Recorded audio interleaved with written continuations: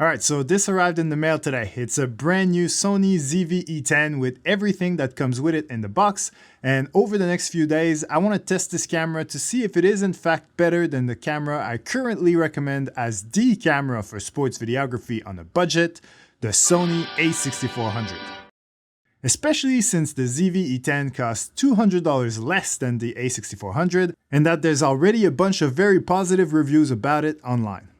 But straight off the bat, there are two things that I'm seriously worried about from a sports videography perspective. The first one is overheating, because typically the smaller the camera, the most likely it is to overheat when filming over a long period of time. And this camera is significantly smaller than the a6400, so in theory, if you're gonna put the same power, the same capabilities, and then some into a much smaller frame, it means that this camera is literally packing some serious heat. The other thing I'm worried about is the fact that there's no battery charger in the box. So to charge a battery, you need to put it inside your camera and then plug the camera to a power source using the USB-C connector, which is not exactly something I'd like to be doing during a game. So I definitely want to test both the overheating potential and the battery life on this camera, but first thing first, let's have a look at the image quality. I'm at Amy Park. Last time I was here to test the Sony a6400. So I thought it would be a good thing to come back, test this camera, and see how they compare. So let's get to it.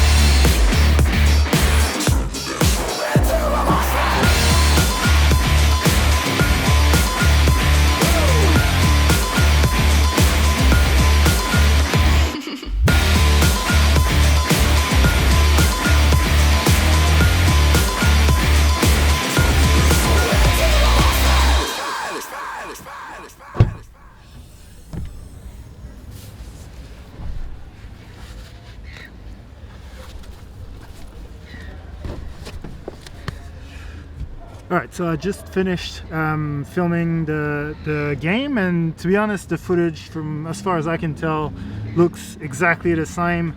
And the reason is pretty simple. It's the exact same sensor as the a6400, same amount of megapixels, 24 I think.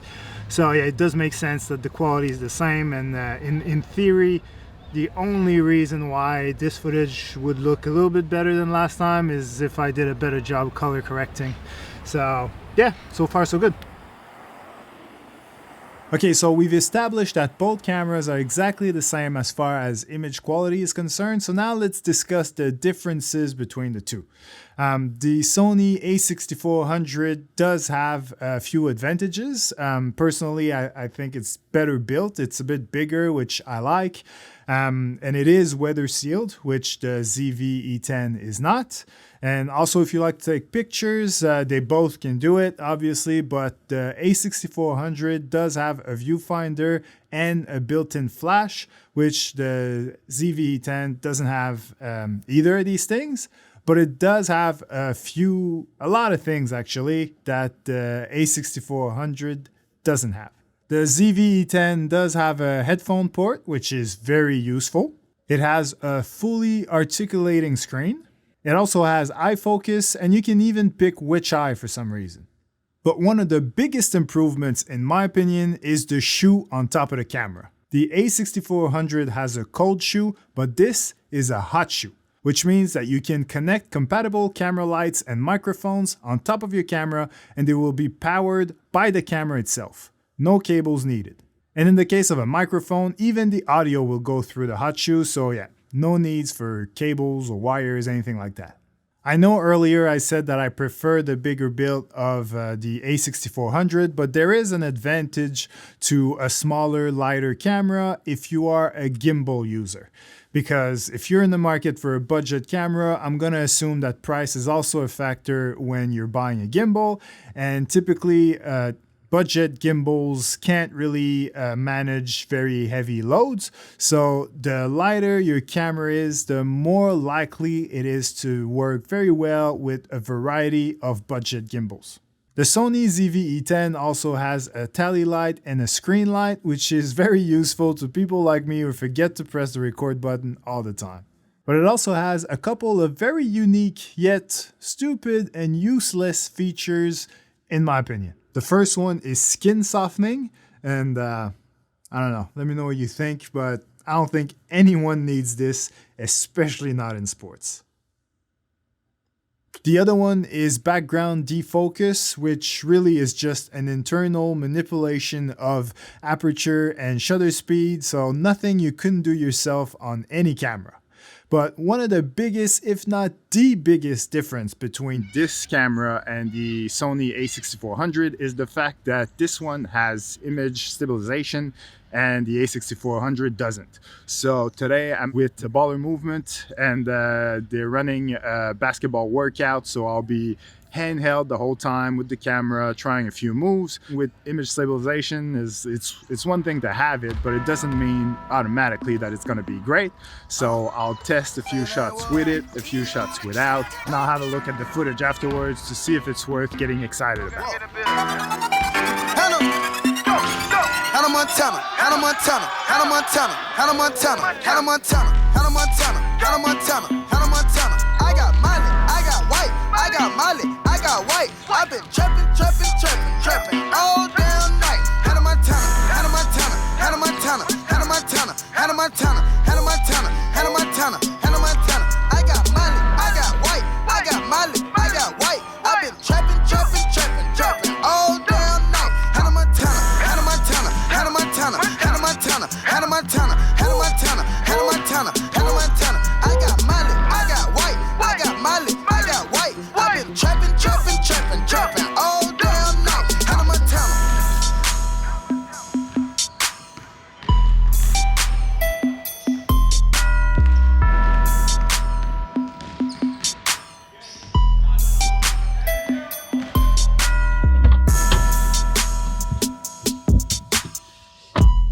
So there's a lot to break down here.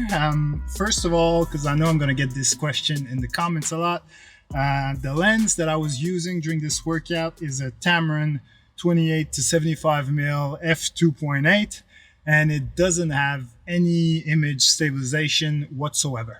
So when you go in the camera stabilization menu, which is called Steady Shot, there are three options. One is to turn it off. The second one, standard, only uses the stabilization in your lens. So because mine doesn't have any, the option is grayed out. And finally, the third option, active, uses the camera stabilization as well as the lenses if there is any. But in my case, as I said before, the lens doesn't have any stabilization, so it's the camera only, of course. So as you can see in the footage, it's not like my filming was particularly shaky to begin with. I'm actually low-key proud of myself, to be honest. But still, you can see that the stabilized footage is just a touch smoother. It's subtle, but at the end of the day, it's the subtle things that make a big difference. But if you really want to take your image stabilization to the next level, I suggest you turn your steady shot off completely, but then import your shaky footage in a free Sony software called ARTLIST Browse. Because the Sony ZV-E10 footage contains stabilization metadata that this software can use to stabilize your footage in a much smoother and cleaner way than Premiere Pro's Warp Stabilizer, for example. And it's also better than the camera's internal stabilization, because when you turn on stabilization on this camera, there is a massive crop in your image. Just to give you an idea, what you're looking at right now is the ZV-E10 with steady shot turned off. And this is the exact same shot, same everything, but with steady shot active mode turned on. So if you're filming something far away, this probably won't be a big deal for you, but you can avoid it altogether simply by using ARTLIST Browse. So something to think about. Hannah Montana, Hannah Montana, Hannah Montana, Hannah Montana. I got Miley, I got white, I got Miley, I got white. I've been trapping, trapping, trapping, trapping all damn night. Hannah Montana. Also, by the way, when you film at 120 frames per second, like I was attempting to do here at the basketball workout, most budget-friendly cameras will disable a few features. For example, with this camera, steady shot is completely disabled, and so is the stabilization metadata for catalyst browse. You can't use none of that. So for that reason, I had to settle for 50 frames per second, which was fine, really. And just so you know, the other feature that gets disabled at 120 frames per second is face detection for autofocus purposes. But personally, I don't think that face detection is that necessary to begin with in sports videography. So this would definitely not stop me from using the 120 frames per second frame rate when filming game action.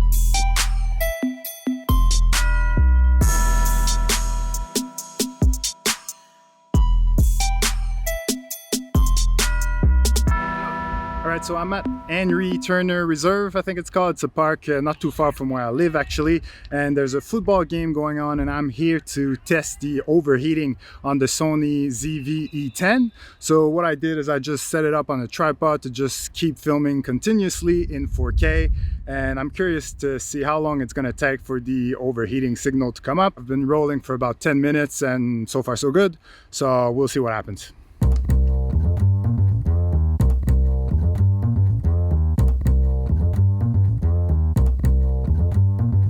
Basically, we're about 25 minutes in. The camera completely shut down. I think 2-3 minutes ago, the warning came up.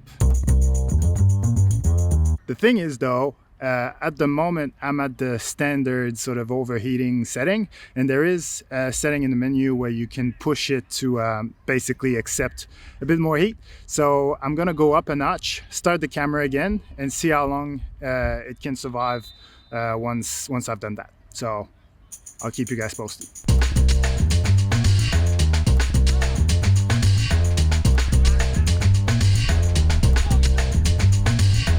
Another thing I should mention is that this overheating test is obviously doubling up as a battery life test. But since today I only have one battery, the one that came with the camera, it'll be interesting to see what happens first. Will the camera shut down because of overheating or because the battery died?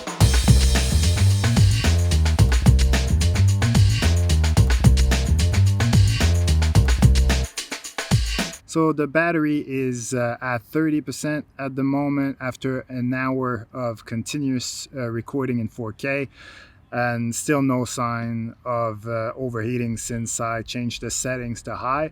So yeah, personally my money is on the battery dying before the camera overheats, but we'll see.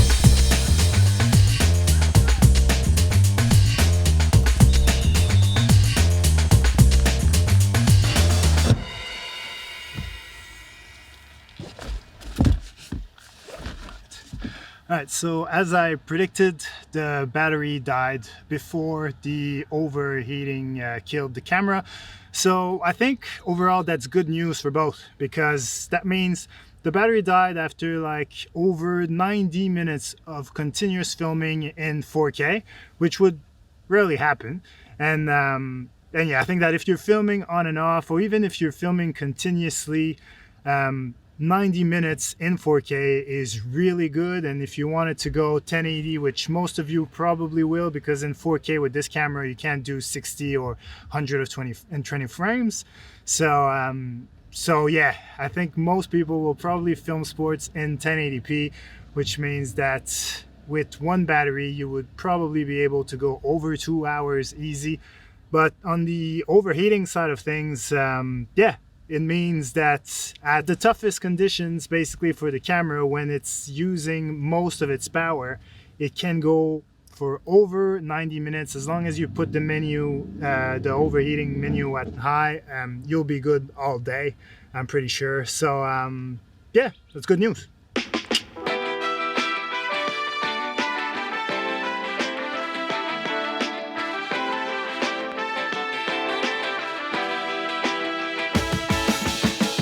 if we revisit all the main differences between the Sony ZV-E10 and the a6400, I think it's fair to say that the ZV-E10 is a much better investment in 2022, especially considering that it's $200 cheaper than its older brother. So my advice is this: if you are about to start your sports videography journey, the Sony ZV-E10 is without a doubt the camera that I recommend you buy. Because don't forget that aside from all the features we discussed here today, it also shoots in 4K, it records at 120 frames per second in 1080p, and it also does very well in low light, just like the a6400. So if you are thinking of getting your own Sony ZV-E10 or any other budget-friendly accessories, I do have a link in the description below that will lead you to my best sports filming kit on a budget. This is a list of budget-friendly videography equipment that I recommend for up-and-coming sports videographers like you. Otherwise, I'll be happy to answer all your questions in the comments about the features I either forgot about or didn't have time to discuss in this video. Thanks again for watching, and I'll catch you in the next one.